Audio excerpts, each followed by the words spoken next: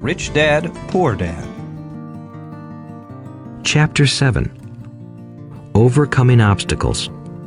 The primary difference between a rich person and a poor person is how they manage fear. Once people have studied and become financially literate, they may still face roadblocks to becoming financially independent.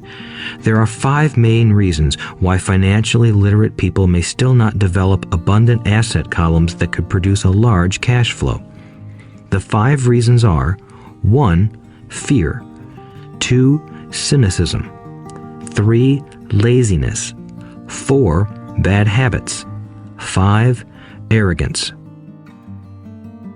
Overcoming fear. I have never met anyone who really likes losing money. And in all my years, I have never met a rich person who has never lost money. But I have met a lot of poor people who have never lost a dime. Investing, that is. The fear of losing money is real. Everyone has it, even the rich. But it's not having fear that is the problem. It's how you handle fear. It's how you handle losing. It's how you handle failure that makes the difference in one's life. The primary difference between a rich person and a poor person is how they manage that fear. It's okay to be fearful. It's okay to be a coward when it comes to money. You can still be rich. We're all heroes at something and cowards at something else. My friend's wife is an emergency room nurse. When she sees blood, she flies into action. When I mention investing, she runs away. When I see blood, I don't run. I pass out.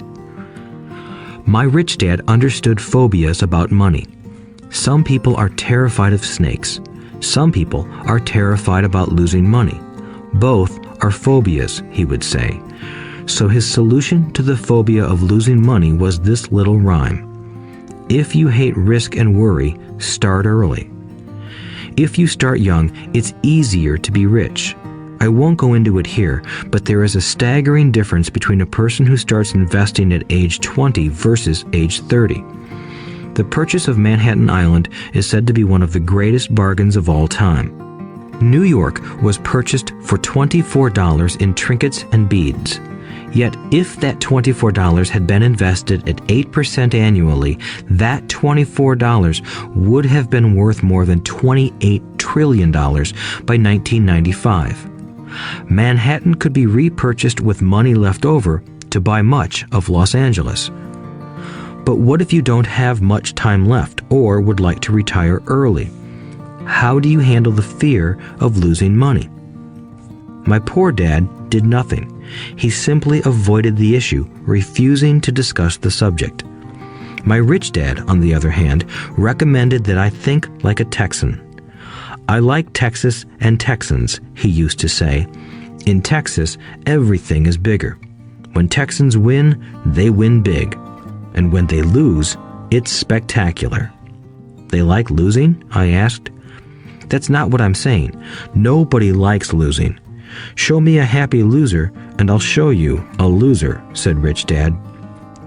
It's a Texan's attitude toward risk, reward, and failure I'm talking about.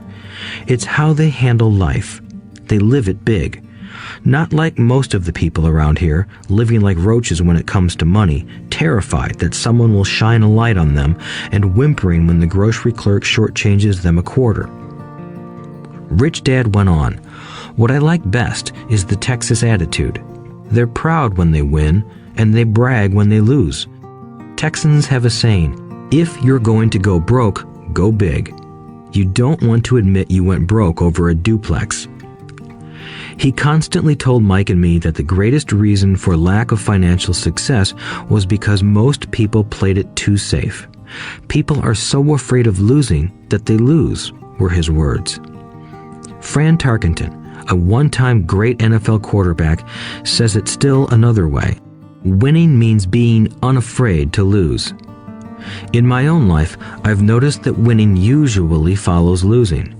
Before I finally learned to ride a bike, I first fell down many times. I've never met a golfer who has never lost a golf ball. I've never met people who have fallen in love who have never had their heart broken. and I've never met someone rich who has never lost money. So for most people, the reason they don't win financially is because the pain of losing money is far greater than the joy of being rich. Another saying in Texas is, everyone wants to go to heaven, but no one wants to die. Most people dream of being rich, but are terrified of losing money, so they never get to heaven. Rich Dad used to tell Mike and me stories about his trips to Texas. If you really want to learn the attitude of how to handle risk, losing, and failure, go to San Antonio and visit the Alamo. The Alamo is a great story of brave people who chose to fight, knowing there was no hope of success. They chose to die instead of surrendering. It's an inspiring story, worthy of study. Nonetheless, it's still a tragic military defeat. They got their butts kicked. So, how do Texans handle failure? They still shout, "Remember the Alamo." Mike and I heard this story a lot. He always told us this story when he was about to go into a big deal and he was nervous. After he had done all his due diligence and it was time to put up or shut up, he told us this story. Every time he was afraid of making a mistake or losing money, he told us this story. It gave him strength, for it reminded him that he could always turn a financial loss into a financial win.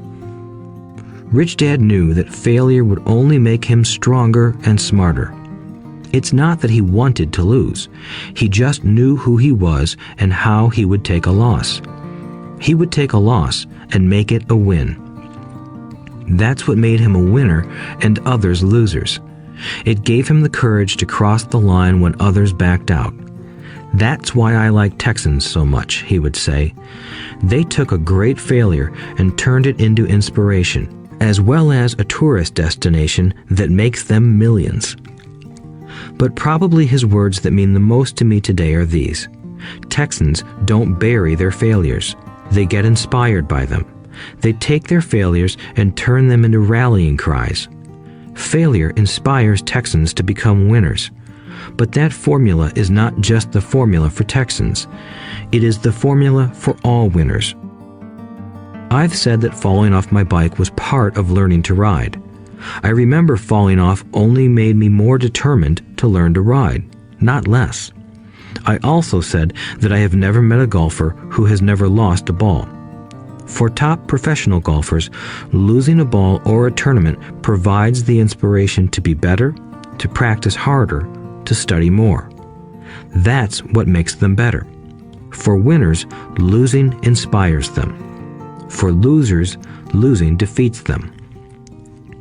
I like to quote John D. Rockefeller, who said, "I always tried to turn every disaster into an opportunity." And being Japanese American, I can say this. Many people say that Pearl Harbor was an American mistake. I say it was a Japanese mistake. From the movie Tora, Tora, Tora, a somber Japanese admiral says to his cheering subordinates, "I am afraid we have awakened a sleeping giant." Remember Pearl Harbor became a rallying cry. It turned one of America's greatest losses into the reason to win. This great defeat gave America strength, and America soon emerged as a world power.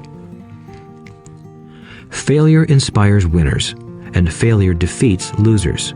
It is the biggest secret of winners. It's the secret that losers do not know. The greatest secret of winners is that failure inspires winning. Thus, they're not afraid of losing. Repeating Fran Tarkenton's quote, "Winning means being unafraid to lose." People like Fran Tarkenton are not afraid of losing because they know who they are. They hate losing, so they know that losing will only inspire them to become better. There is a big difference between hating losing and being afraid to lose. Most people are so afraid of losing money that they lose. They go broke over a duplex. Financially, they play life too safe and too small. They buy big houses and big cars, but not big investments. The main reason that over 90% of the American public struggles financially is because they play not to lose. They don't play to win. They go to their financial planners or accountants or stockbrokers and buy a balanced portfolio. Most have lots of cash in CDs, low-yield bonds, mutual funds that can be traded within a mutual fund family, and a few individual stocks. It is a safe and sensible portfolio, but it is not a winning portfolio. It is a portfolio of someone playing not to lose. Don't get me wrong, it's probably a better portfolio than more than 70% of the population has, and that's frightening. It's a great portfolio for someone who loves safety. But playing it safe and balanced on your investment portfolio is not the way successful investors play the game. If you have little money and you want to be rich, you must first be focused, not balanced. If you look at any successful person, at the start, they were not balanced. Balanced people go nowhere. They stay in one spot. To make progress, you must first go unbalanced. Just look at how you make progress walking. Thomas Edison was not balanced. He was focused. Bill Gates was not balanced. He was focused. Donald Trump is focused. George Soros is focused. George Patton did not take his tanks wide. He focused them and blew through the weak spots in the German line. The French went wide with the Maginot Line, and you know what happened to them. If you have any desire to be rich, you must focus. Do not do what poor and middle-class people do, put their few eggs in many baskets. Put a lot of your eggs in a few baskets and focus. Follow one course until successful. If you hate losing, play it safe. If losing makes you weak, play it safe. Go with balanced investments. If you're over 25 years old and are terrified of taking risks, don't change. Play it safe, but start early. Start accumulating your nest egg early because it will take time. But if you have dreams of freedom, of getting out of the rat race, the first question to ask yourself is, how do I respond to failure? If failure inspires you to win, maybe you should go for it, but only maybe. If failure makes you weak or causes you to throw temper tantrums, like spoiled brats who call attorneys to file lawsuits every time something doesn't go their way, then play it safe. Keep your daytime job, or buy bonds or mutual funds. But remember, there is risk in those financial instruments also, even though they may appear safe. I say all this, mentioning Texas and Fran Tarkenton, because stacking the asset column is easy. It's really a low-aptitude game. It doesn't take much education. 5th grade math will do. But building your asset column is a game in which attitude plays a major role. It takes guts, patience, and a great attitude toward failure.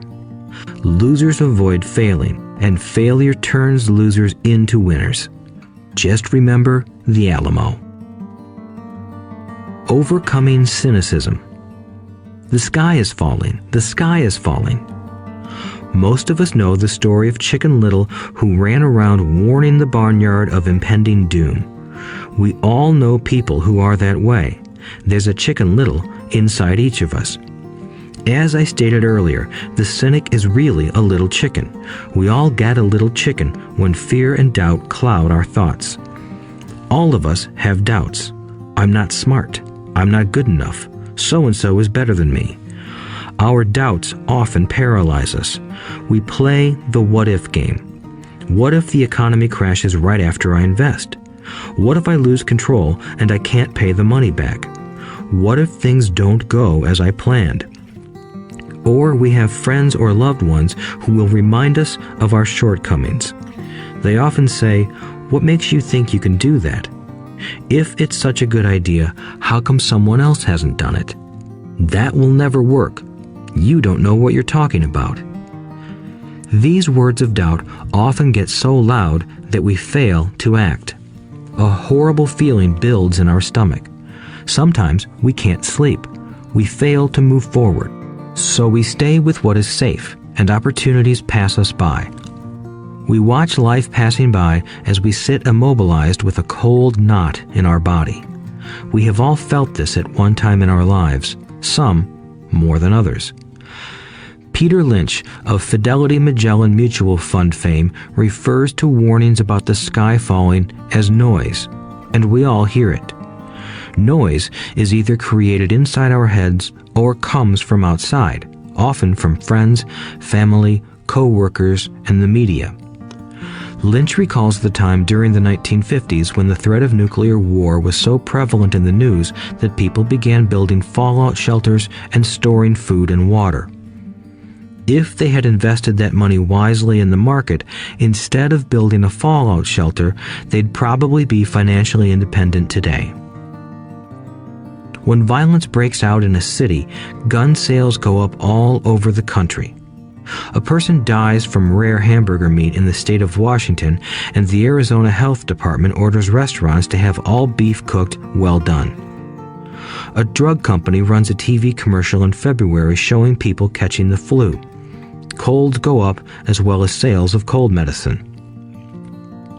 Most people are poor because when it comes to investing, the world is filled with Chicken Littles running around yelling, "The sky is falling, the sky is falling."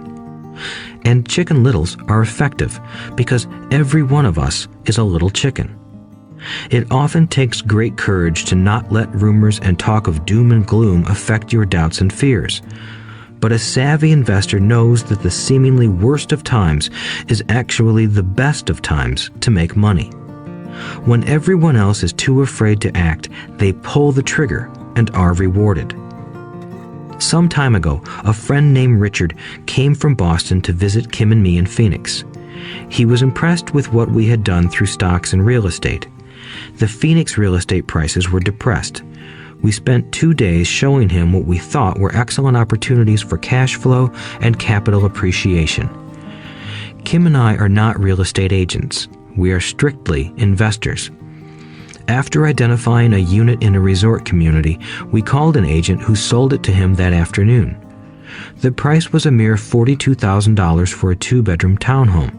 Similar units were going for $65,000. He had found a bargain.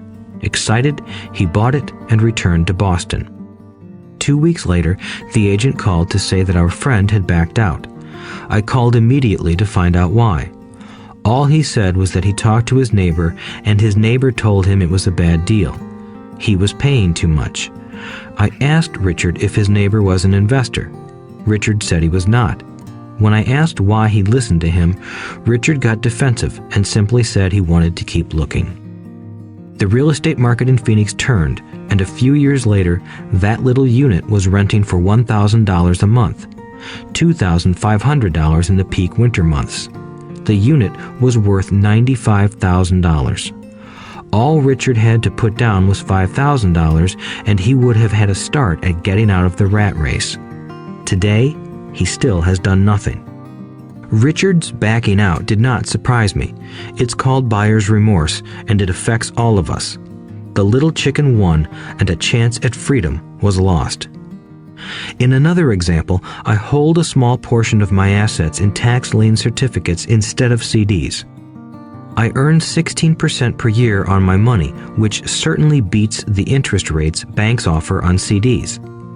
The certificates are secured by real estate and enforced by state law, which is also better than most banks. The formula they're bought on makes them safe. They just lack liquidity. So I look at them as 2 to 7 year CDs. Almost every time I tell someone that I hold my money this way, especially if they have money in CDs, they will tell me it's risky. They tell me why I should not do it. When I ask them where they get their information, they say from a friend or an investment magazine. They've never done it, and they're telling someone who's doing it why they shouldn't. The lowest yield I look for is 16%, but people who are filled with doubt are willing to accept a far lower return. Doubt is expensive. My point is that it's those doubts and cynicism that keep most people poor and playing it safe. The real world is simply waiting for you to get rich. Only a person's doubts keep them poor. As I said, getting out of the rat race is technically easy. It doesn't take much education, but those doubts are cripplers for most people. Cynics never win, said Rich Dad. Unchecked doubt and fear creates a cynic. Cynics criticize and winners analyze was another of his favorite sayings. Rich Dad explained that criticism blinded while analysis opened eyes. Analysis allowed winners to see that critics were blind and to see opportunities that everyone else missed. And finding what people miss is key to any success. Real estate is a powerful investment tool for anyone seeking financial independence or freedom. It is a unique investment tool.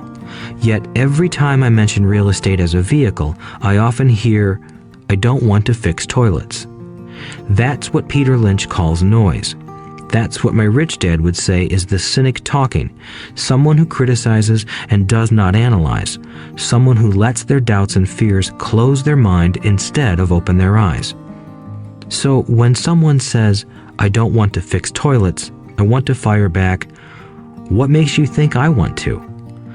They're saying a toilet is more important than what they want. I talk about freedom from the rat race, and they focus on toilets. That is the thought pattern that keeps most people poor. They criticize instead of analyze. "I don't want" hold the key to your success, Rich Dad would say, because I too do not want to fix toilets. I shop hard for a property manager who does fix toilets. And by finding a great property manager who runs houses or apartments, well, my cash flow goes up. But more importantly, a great property manager allows me to buy a lot more real estate since I don't have to fix toilets. A great property manager is key to success in real estate. Finding a good manager is more important to me than the real estate. A great property manager often hears of great deals before real estate agents do, which makes them even more valuable. That is what Rich Dad meant by "I don't once hold the key to your success." Because I do not want to fix toilets either, I figured out how to buy more real estate and expedite my getting out of the rat race. The people who continued to say, "I don't want to fix toilets," often deny themselves the use of this powerful investment vehicle. Toilets are more important than their freedom. In the stock market, I often hear people say, "I don't want to lose money."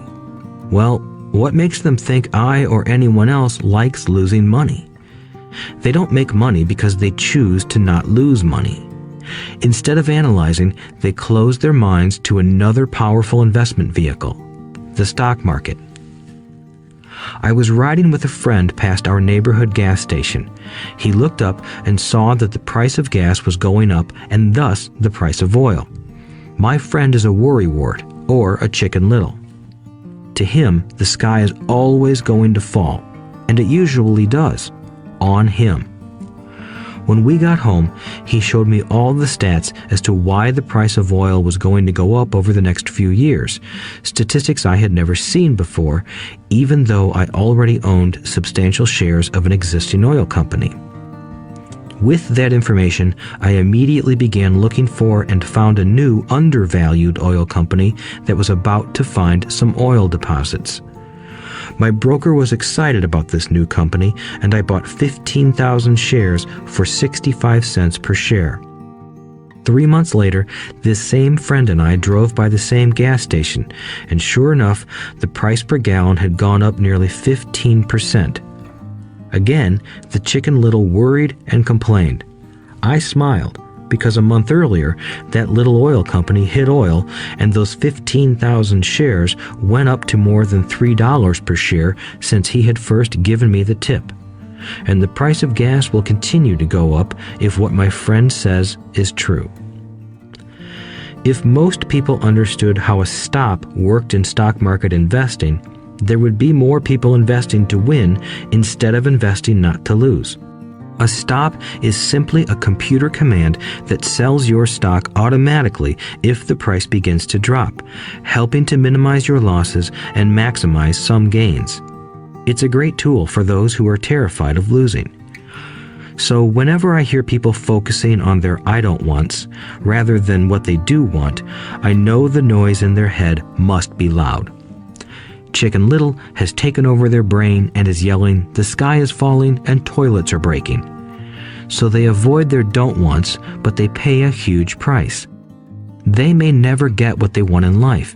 Instead of analyzing, their inner Chicken Little closes their mind. Rich Dad gave me a way of looking at Chicken Little. Just do what Colonel Sanders did. At the age of 66, he lost his business and began to live on his Social Security check. It wasn't enough. He went around the country selling his recipe for fried chicken.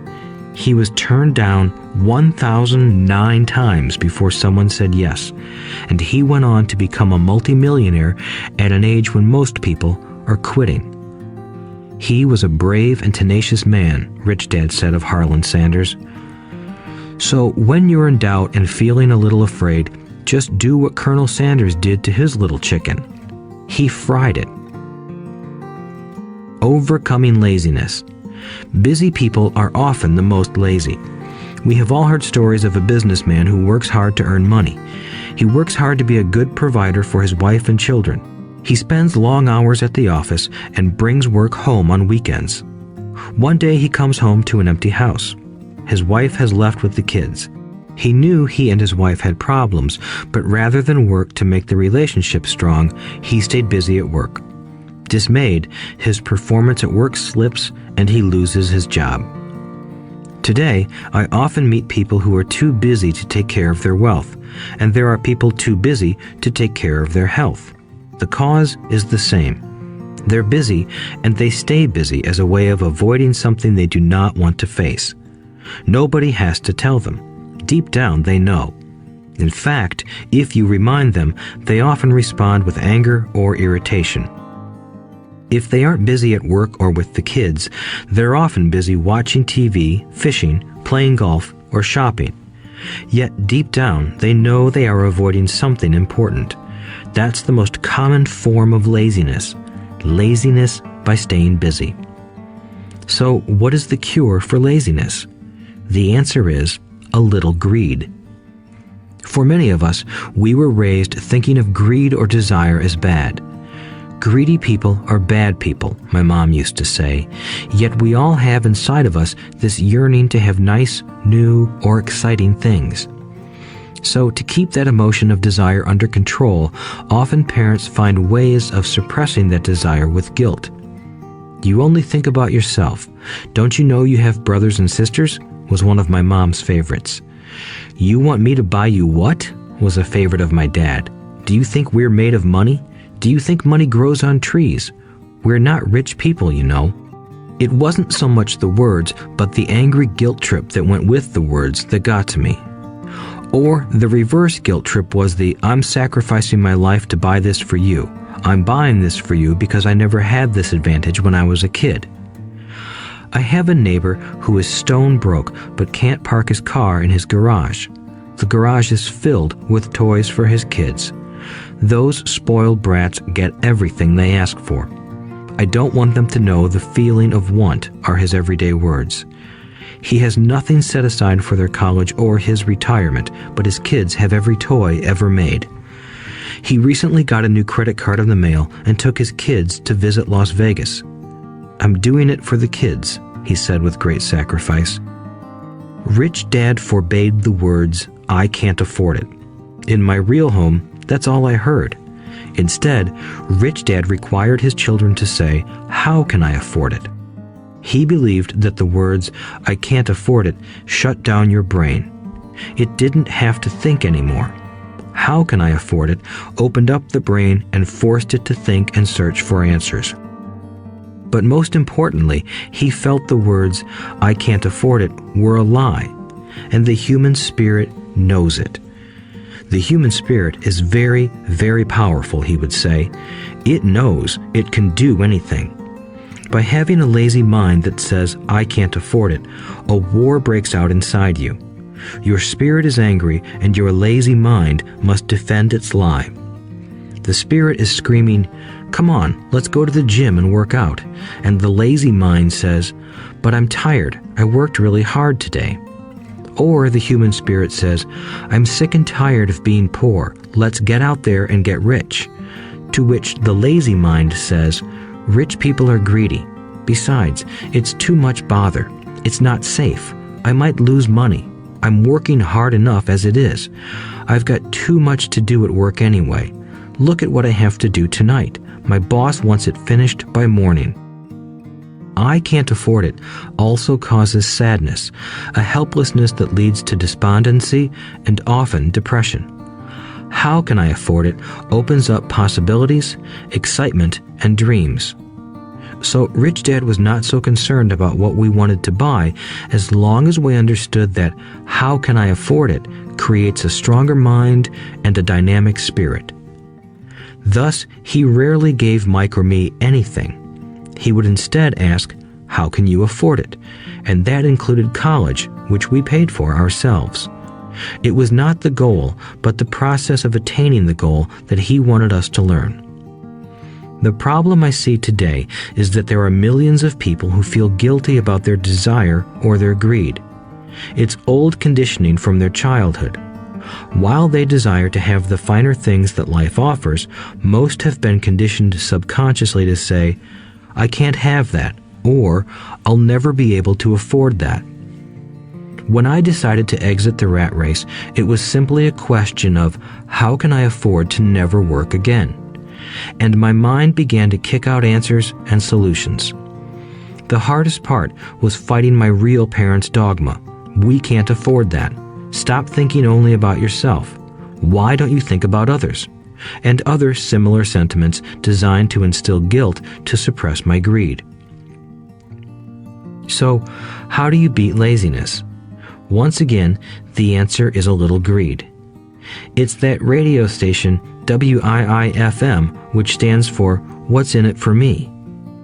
A person needs to sit down and ask, what would my life be like if I never had to work again? What would I do if I had all the money I needed? Without that little greed, the desire to have something better, progress is not made. Our world progresses because we all desire a better life. New inventions are made because we desire something better. We go to school and study hard because we want something better. So whenever you find yourself avoiding something you know you should be doing, then the only thing to ask yourself is, what's in it for me? Be a little greedy. It's the best cure for laziness. Too much greed, however, as anything in excess can be, is not good. But just remember what Michael Douglas said in the movie Wall Street. Greed is good. Rich Dad said it differently. Guilt is worse than greed, for guilt robs the body of its soul. I think Eleanor Roosevelt said it best. Do what you feel in your heart to be right, for you'll be criticized anyway. You'll be damned if you do, and damned if you don't. Overcoming bad habits. Our lives are a reflection of our habits more than our education. After seeing the movie Conan the Barbarian, starring Arnold Schwarzenegger, a friend said, I'd love to have a body like Schwarzenegger. Most of the guys nodded in agreement. I even heard he was really puny and skinny at one time, another friend added. Yeah, I heard that too, another one said. I heard he has a habit of working out almost every day in the gym. Yeah, I'll bet he has to. Nah, said the group's cynic. I'll bet he was born that way. Besides, let's stop talking about Arnold and get some beers. This is an example of habits controlling behavior. I remember asking my rich dad about the habits of the rich. Instead of answering me outright, he wanted me to learn through example, as usual. When does your dad pay his bills? Rich Dad asked. The first of the month, I said. Does he have anything left over? He asked. Very little, I said. That's the main reason he struggles, said Rich Dad. He has bad habits. Your dad pays everyone else first. He pays himself last, but only if he has anything left over. Which he usually doesn't, I said. But he has to pay his bills, doesn't he? You're saying he shouldn't pay his bills? Of course not, said Rich Dad. I firmly believe in paying my bills on time.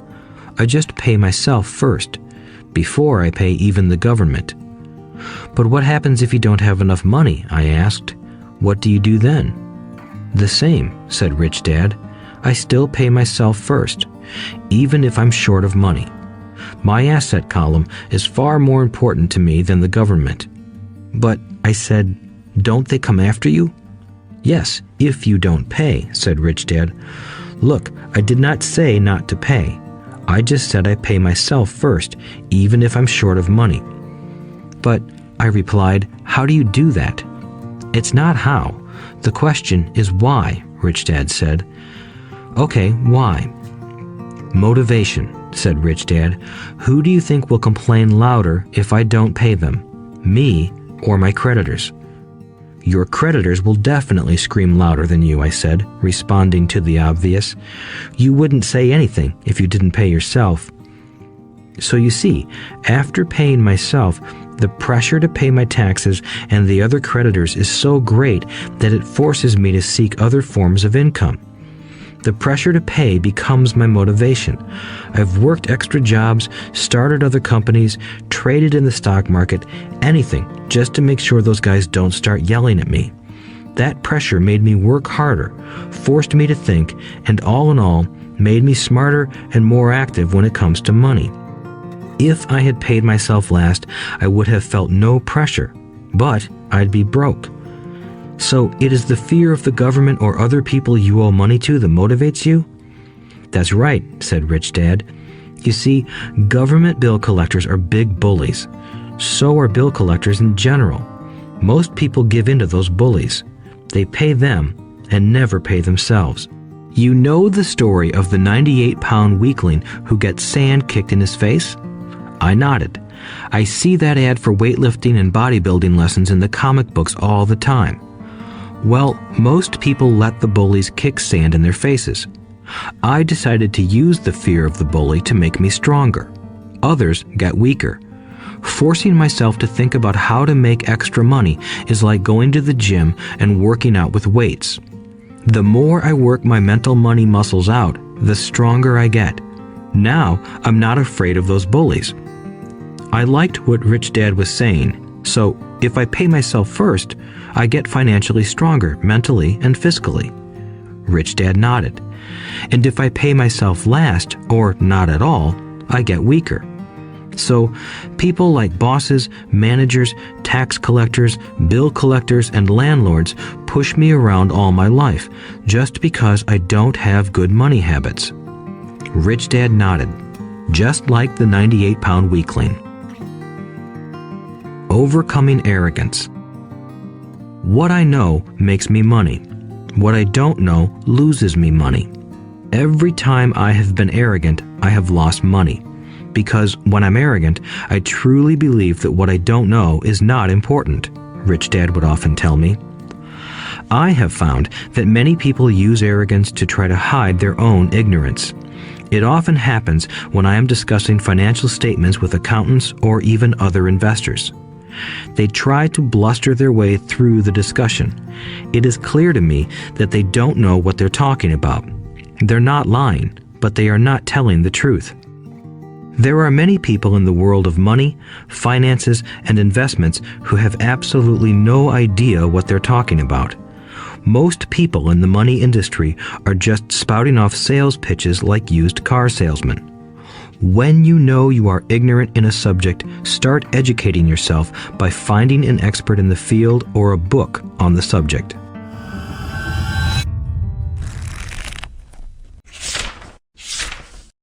Which obstacle do you need to crush first? Fear, doubt, or comfort? Let us know in the comments.